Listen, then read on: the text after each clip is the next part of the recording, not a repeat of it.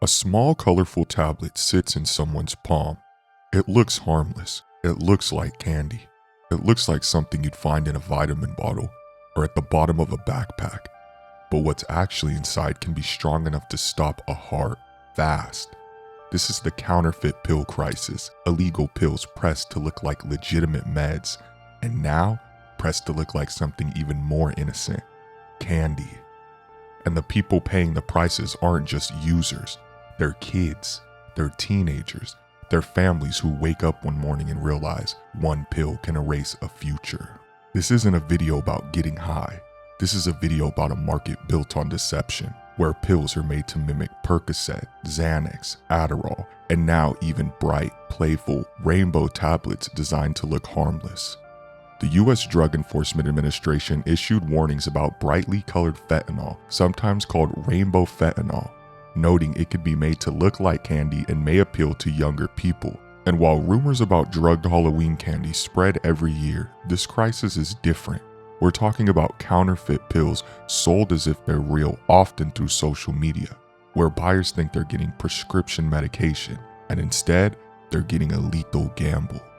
Counterfeit pills are designed to create one thing: confidence. Confidence that it's just a perk.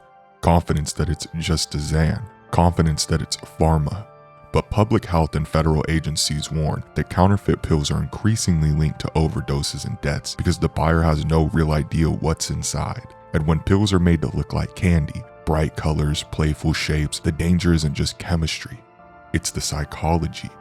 Because the more harmless it looks, the less your brain screams danger. In Concord, California, a father named Walter Langhammer speaks about his daughter Valentina. She's 14 years old, and according to reporting from KTVU and ABC7, her death is investigated as a suspected overdose linked to a pill she did not understand the danger of. This is the part of the crisis that people don't want to imagine. A teenager doesn't have to be a hard drug user. They don't have to be living on the streets. They can be a freshman with a normal life who gets handed something that looks like a pill, maybe even looks like candy, and the story ends in a bedroom that suddenly feels too quiet.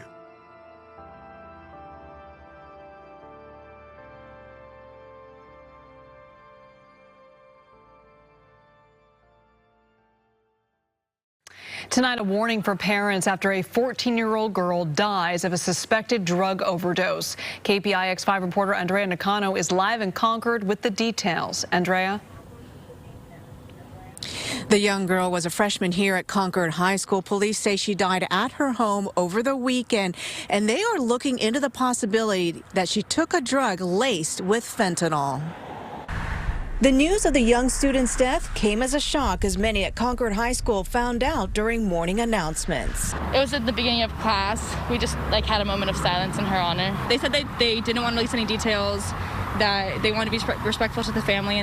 The Concord Police Department released this picture of a pill that the student may have taken shortly before her death. A GoFundMe page has been set up for the young girl's family to pay for funeral expenses. Investigators say they do not know if there are other pills circulating among students here at Concord High or other schools in the area, but they wanted to make sure parents are aware.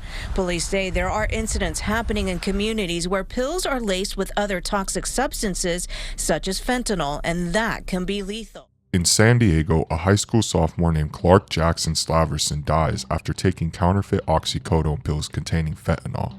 Associated Press reporting describes how the pills are arranged through social media, Instagram, and the teen is later found dead from acute fentanyl intoxication. This is one of the darkest features of the modern drug market. You don't have to know a guy, you just need a phone.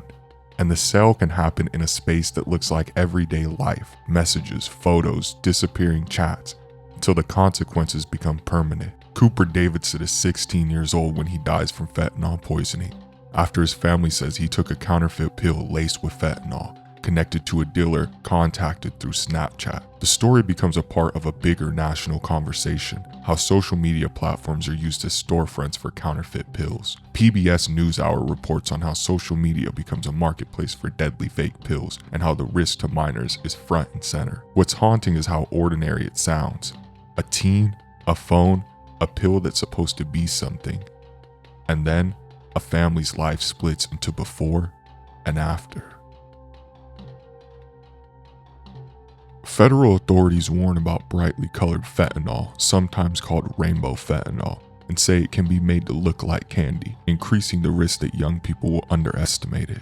Some law enforcement agencies also describe seizures where fentanyl pills are found packaged inside candy boxes and candy bags, evidence of how deception is part of the product. Whether the goal is marketing, concealment, or both, the result is the same: a pill that looks like something playful, something safe, right up until it kills someone.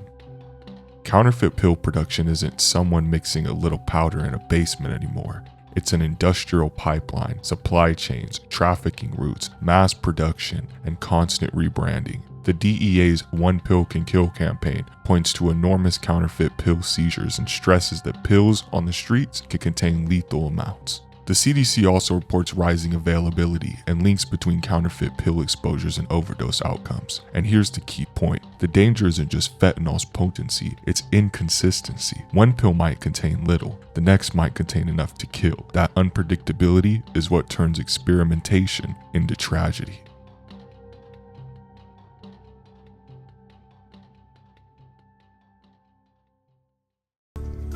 Back now with a new warning tonight about a dangerous opioid trend. The Drug Enforcement Agency, DEA, saying brightly colored fentanyl is being used to target young Americans. Yeah, it's called rainbow fentanyl, and it comes in two different forms: powder that looks like sidewalk chalk, and brightly colored pills that are made to look like candy.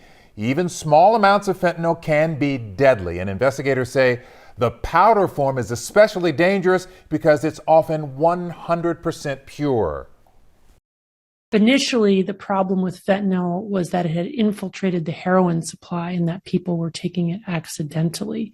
Now what we're seeing is people have gotten so addicted to opioids that they are seeking out fentanyl. It is so ubiquitous, so available, and so incredibly cheap. Access to the drug is unbelievably overwhelming.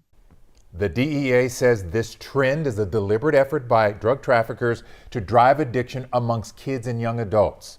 A lot of adults imagine drug buying as dark alleyways, but today, the alleyway is often a direct message. PBS NewsHour documents how social media becomes a storefront for counterfeit pills, an always open marketplace that's fast, discreet, and familiar to kids. And in many local reports and prosecutions, the common pattern is painfully simple. A teen wants a pill for stress, for sleep, for pain, for curiosity, and the pill arrives through a chain of acquaintances or a dealer who advertises like a business. So why does this keep happening? Because it's profitable, because it's scalable, because counterfeit pills are easy to market, and because it exploits something basic: trust. A pill feels controlled, a pill feels measured, a pill feels medical. Counterfeiters hijack that assumption. Meanwhile, agencies warn that brightly colored fentanyl and changing pill designs keep evolving, like branding in a legal market, but with lethal outcomes. Here's the hard truth: fear alone doesn't protect kids. Education does. Clear, direct language does. And honest conversations do. Because teens are already hearing about pills from friends, from social media, and from rumors. If parents and schools stay silent, the loudest voice becomes the dealer's. So what helps? Don't take pills that aren't from a pharmacy or not prescribed to you. Recognize the new reality: counterfeit pills are common. Talk about social media as risk zones. The goal isn't to panic your kid, it's to give them a sentence they can remember in a moment of pressure. If it didn't come from a pharmacy, it's not medicine. Valentina Langhammer is 14. Clark Jackson Salverson is 15. Cooper Davis is 16. That's what this crisis steals. Not headlines, not statistics, years. And if one person watching this video hears this message in time, if one parent hears this conversation tonight, if one kid decides not to take a pill from a friend, then this isn't just content, it's a warning that lands.